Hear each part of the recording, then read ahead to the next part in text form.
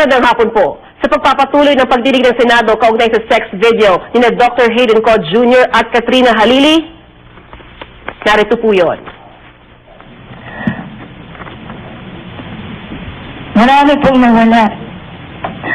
Wala po akong trabaho simula February 2009. Meron po ako ng endorsement. Marami pong tao sa paligid ko na ang sama-sama ng tingin sa akin, hindi po ako makalabas ng bahay.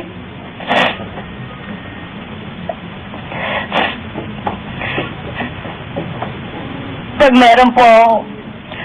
meron po akong taong nakikita, iniisip ko kung napanood yung video ko.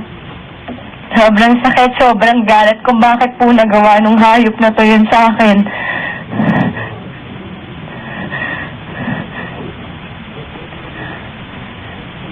Kapal ng mukha mo? Nakakatingin ka pa ng suspension. Foul language is not allowed, please. I would like to Attorney, pwedeng i-cool off lang ng konti, ha? This is stricken off the record. We have to have a very fair hearing here.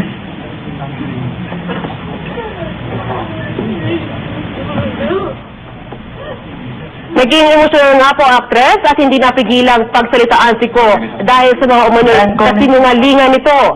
Pero bago nito, sinabi ni Halili na malaking tulong ang investigasyon kaugnay sa naturang sex video para maituwi daw ang nangyari sa isinagawa umunong pambababoy sa kanya ni Ko.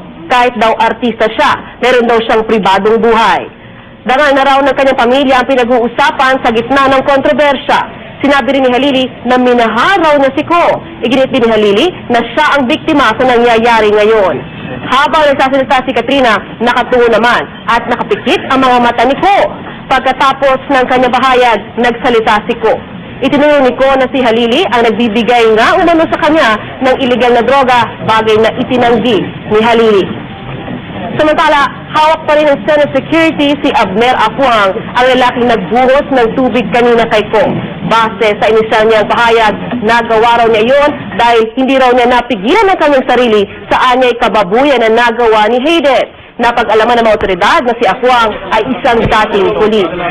Ang pagdinig ng Senado kaugnay sa sex video ni Ko at Halili ay maaari pong mapanood ng live streaming sa gmanews.tv. Mula sa tahanan ng katotohanan, ako po si Lala Roque.